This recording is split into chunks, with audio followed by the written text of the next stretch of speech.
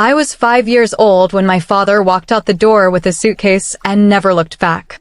23 years later, he walked into my boardroom begging for mercy and had no idea I was the one holding his entire future in my hands. This is not a story about forgiveness. This is about what happens when the child you abandoned grows up to become the only person who can save you from complete destruction, and chooses not to. If you've ever been left behind by someone who is supposed to protect you, this story will feel like justice. If you've ever wondered whether karma is real, stay until the end. Because what happened to my father wasn't an accident. It was architecture. Before we begin, let me say this. 94% of people watching this right now aren't subscribed. That means most of you will watch this entire story, feel everything I felt, and then just leave.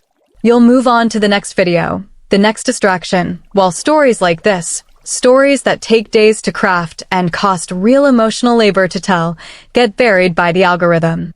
If you're someone who values deep, intelligent storytelling about power and revenge, hit subscribe. If not, at least drop a comment explaining why these stories aren't worth 2 seconds of your time. I'm genuinely curious. My father's name was Richard Caldwell. Successful architect. Charming. The kind of man who could sell you your own house and make you thank him for it. My mother, Elena, was a high school teacher. They met at a charity gala. He told her she was different from other women. She believed him. I was born a year later. For 5 years, I had what I thought was a normal childhood.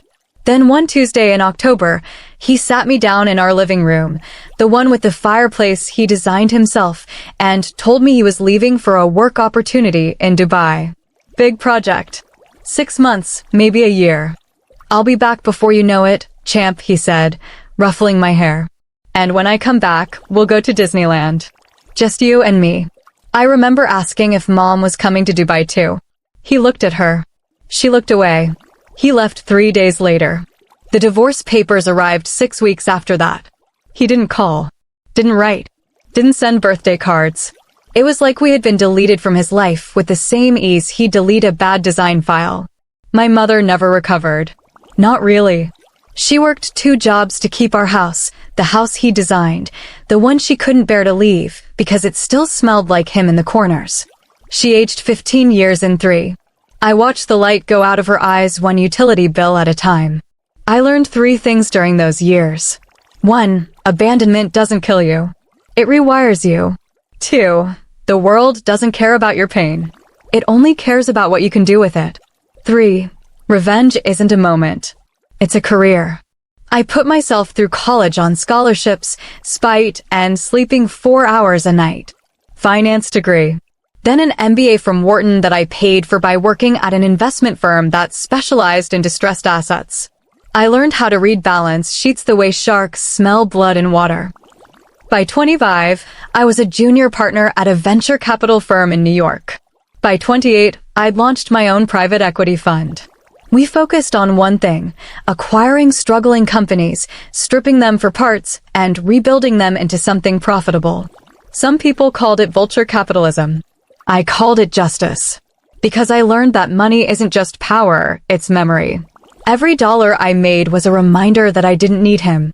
That I'd become something he could never be, someone who kept his promises. My mother passed away when I was 29. Heart failure, the doctors said. I called it exhaustion. She died in that same house, surrounded by blueprints of the life she thought she was building.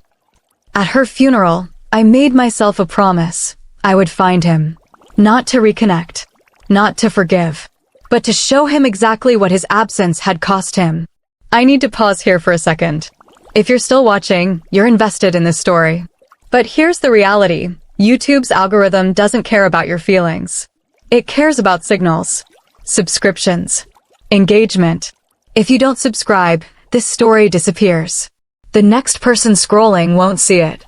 They won't feel what you're feeling right now. And honestly, this channel might not survive without people who actually care about depth over clickbait.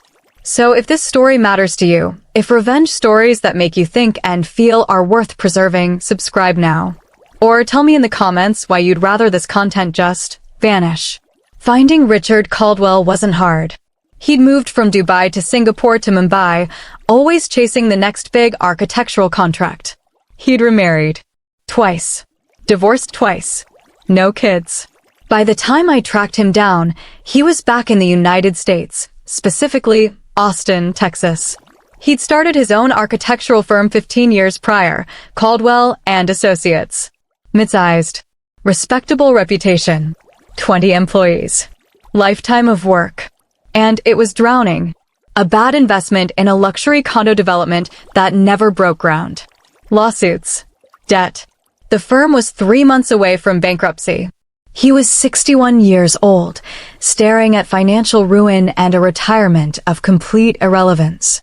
That's when my opportunity walked through the door, or rather, when his desperation did. His firm needed a bailout. A specific kind of bailout, an investor willing to inject $8 million to settle lawsuits and restructure debt. In exchange, that investor would own 70% of the company.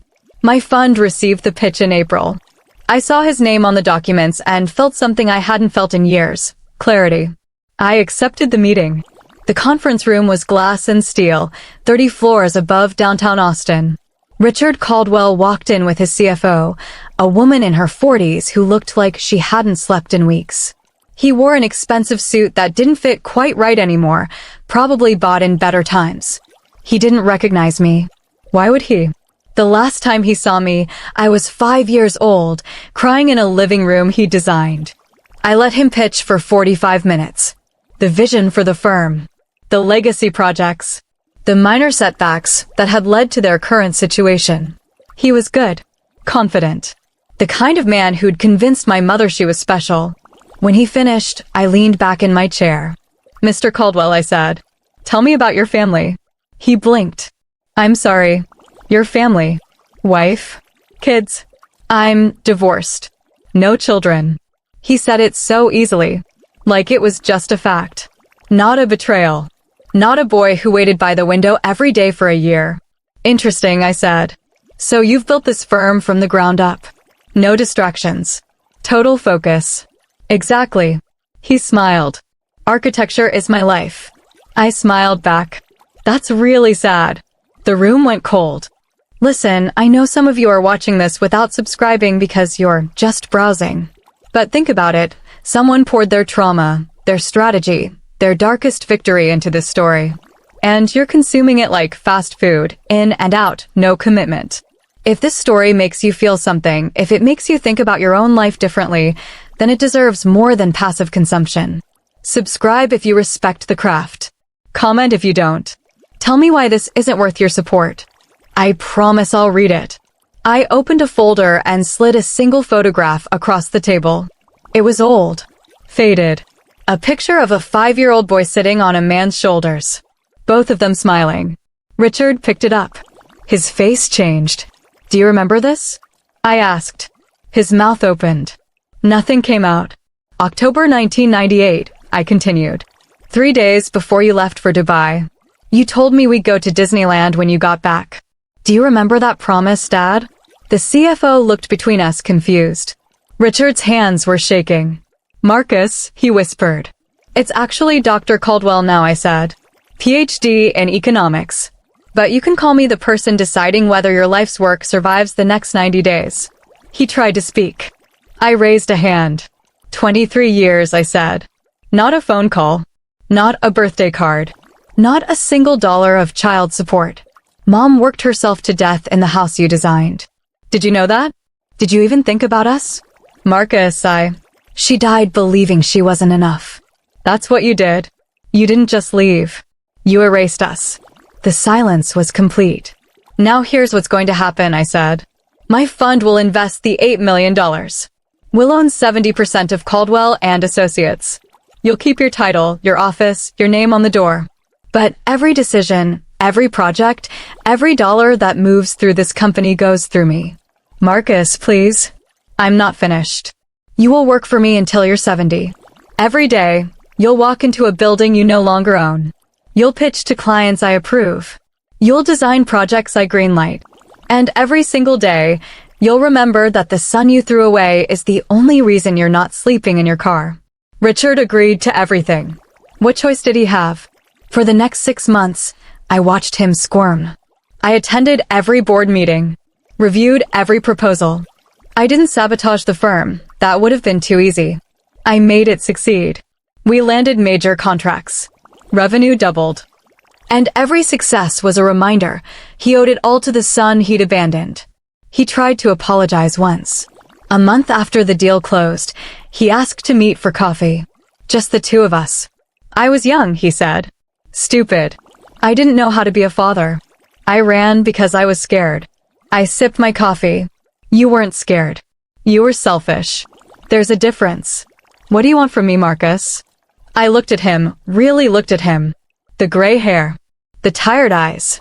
The hands that used to feel so big, now small and weathered. I want you to live with it, I said. Every morning when you wake up. Every night when you can't sleep. I want you to know that you had a son who would have worshipped you, and you traded him for nothing. He started crying. Right there in the coffee shop.